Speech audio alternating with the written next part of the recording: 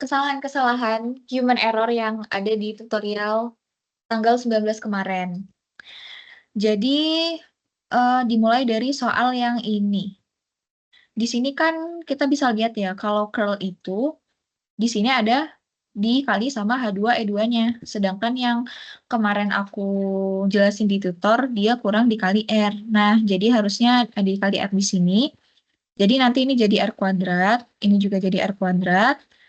Nah, kemudian tinggal diturunkan seperti biasa, ini sama dengan 0, dan kita nanti dapat C-nya sama dengan R per 2. Nah, itu untuk yang soal pertama. Kemudian, mana lagi yang aku salah ya?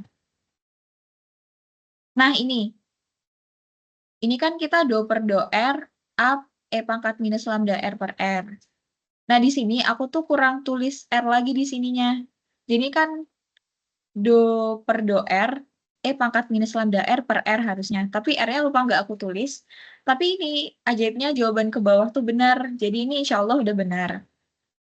Nah, kemudian aku kan sempat bulat banget di poin yang B ini. Ditanyakan berapa rapat muatannya. Nah, dari sini udah benar. Sampai ke bawah delta Dirac juga udah benar. Dapat rho-nya juga udah benar. Oh ya, aku bulatnya tuh di yang C. Jadi ditanyainnya tuh Ki kan. Nah, jadi tuh caranya seperti ini. Itu sama dengan integral dari rho d tau. Rho-nya kita sudah dapatkan seperti ini. Nah, terus kita integralinnya sendiri-sendiri. Kita integralin suku yang ini, jadi kayak gini. Sama integralin suku yang ini, jadi kayak gini. Nah, baru deh kita bisa manfaatin delta Dirac 3 dimensi kalau integralnya sudah seperti ini. Dan ini terhadap d tau. Karena yang di tutorial sebelumnya, itu kan aku pecah ya, si d tau-nya jadi yang kayak gini. Nah, lebih baik tuh tidak dipecah dahulu, tapi biarkan d tau saja. Karena nanti kita bisa evaluasi si integral ininya sebagaimana delta Dirac 3 dimensi. Karena ini udah delta Dirac 3 dimensi bentuknya, kita bisa evaluasi ini sebagaimana cara yang udah aku jelasin. Jadi tinggal substitusiin FR di R sama dengan R0. Nah, karena FR-nya itu ini, ya udah dan R0-nya sama dengan 0, kita tinggal substitusiin aja ke sini, R-nya jadi 0. Maka kita dapatlah bahwa integral dari ini adalah E pangkat min 0 kali 0 plus 1. Dikurangin sama integral yang ini. Nah, ini kan hasilnya 1 ya. E pangkat min 0, 1 dikali 1, 1. Dikurangin sama integral yang ini. Nah, baru pas udah nyampe integral yang kanannya, kita buka si d tau-nya. Udah dibuka d tau-nya, jadi R kuadrat sin theta dr d theta dv. Kemudian R-nya dicoret, jadinya E pangkat minus lambda R kali R dr, terus jadi seperti ini. Nah, kemudian jadi seperti ini. Jadi, integral dari 0 sampai ta hingga E pangkat minus lambda R kali R dr. Untuk menyelesaikan ini, kita harus selesaikan pakai integral parsial. Benar parsial kan ya namanya? Nah, jadi integral ini aku namain sebagai I. Kita misalkan U-nya itu R, maka DU sama dengan DR, lalu DV-nya adalah E pangkat minus lambda R DR. Jadi V-nya minus 1 lambda E pangkat minus lambda R. Kemudian kita pakai definisi integral parsial, yaitu integral UdV sama dengan UV minus integral VdU. Tinggal dimasukin aja U-nya R, terus V-nya minus 1 lambda E pangkat minus lambda R, ditambah integral VdU. 1 lambda E pangkat minus lambda R dr. Ya udah, kita selesaikan integral yang ini, dapatnya seperti ini. Lalu kita evaluasi di 0 sampai ta hingga. Nah, kalau kita masukin ta hingganya, dia kan bakal ada suku seper E pangkat lambda ta hingga. Dan itu bakal besar banget. Karena besar banget, jadi udah dipastikan bahwa suku yang mengandung ta hingga ini 0. Terus dikurangin kan ya, dikurangin sama R-nya dimasukin sama dengan 0. Karena ini minus, berarti ini plus. Jadi, kalau dimasukin 0, ini jadi 1, ini 0, terus sisa 1/, lambda kuadrat. Maka hasil integralnya adalah 1/, lambda kuadrat. Terus kita substitusikan lagi ke sini. Nah, kita substitusiin, dapatlah E0A kali 4pi dikurangin lambda kuadrat kali 1/, lambda kuadrat 4pi. Nah, karena ini 4pi dikurangin 4pi, maka Q-nya sama dengan 0. Seperti itu. Selanjutnya untuk soal yang ini, itu lumayan harus mikir ya caranya. Ya, nggak segampang yang aku sampaikan di tutor kemarin. Jadi emang caranya tuh agak rumit. Oke, jadi aku coba berusaha jelasin ya, semoga kalian bisa paham. Jadi kita tinjau dulu batang 1 dan 3. Kalau kita ninjau batang 1 dan 3, kita lihat medan listrik yang diberikan oleh batang 1, dia arahnya ke sana kan. Terus medan listrik yang diberikan oleh batang 3, dengan jarak yang sama, dengan simetri yang sama, dia juga arahnya ke sini kan. Dan kalau kita proyeksiin ke sumbu Y, dia bakal saling cancel. Dan mereka cuma nyisa di sumbu Z aja, karena di sumbu Z mereka sum up, mereka saling menjumlahkan. Sama juga di batang 2 dan 4, kalau kita lihat medan listrik dari kedua batang, dia arahnya bakal nyisa di sumbu Z aja, karena sumbu X-nya bakal saling menghilangkan. Jadi sama, batang 2 dan 4 pun medan listriknya cuma ada di arah Z.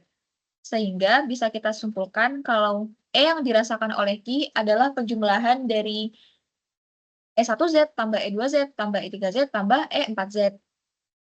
Lalu kita tahu kalau setiap batang mereka homogen, maka nilai medan listrik yang dihasilkan pasti sama.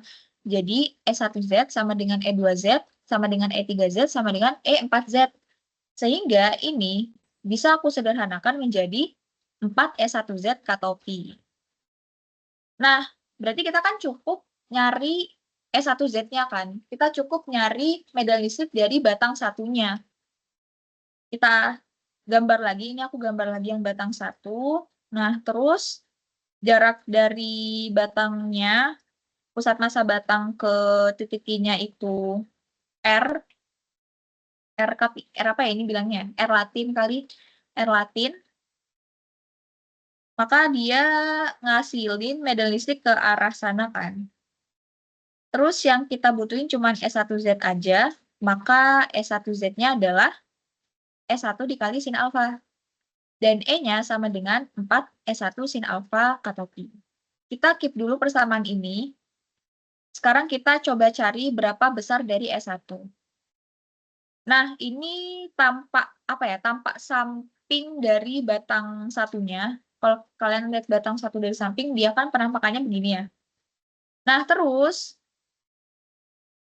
dari sisi kanan dan kiri batang untuk jarak yang sama, jaraknya sama-sama X, terus kita ambil partisi deki.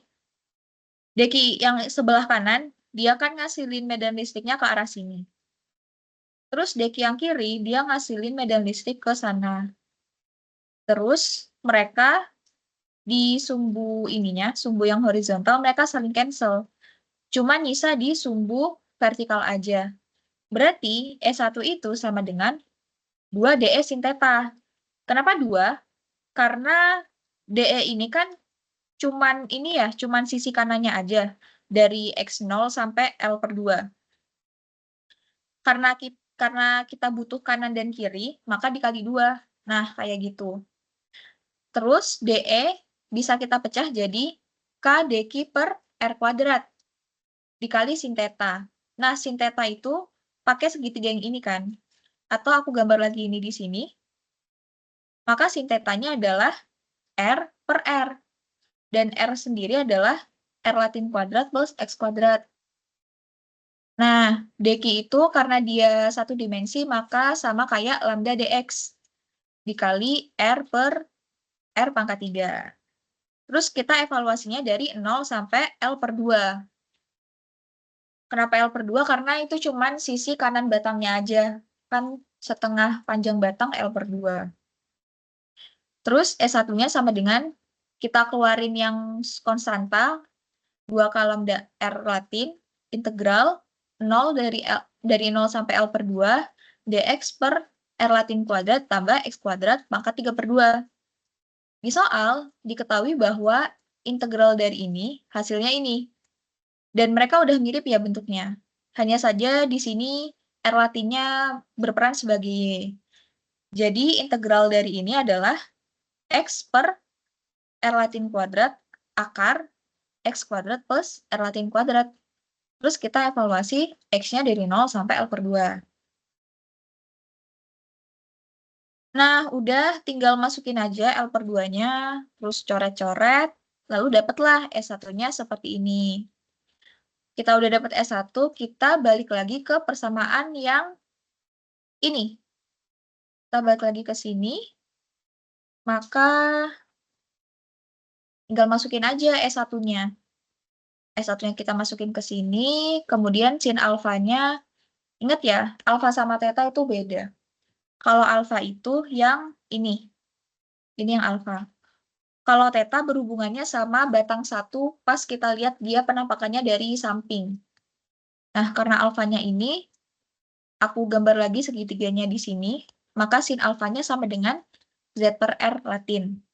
Dan R kuadratnya, R Latin kuadrat sama dengan L/2 kuadrat tambah Z kuadrat.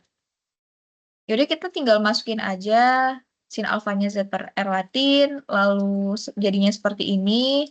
Nah, terus kita buka si R kuadratnya jadi yang ini, maka dapat kalau medan listriknya itu seperti ini. Nah, sekian videonya.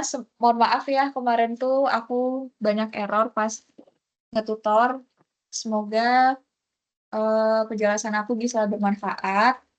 Sampai jumpa di lain waktu. Dadah.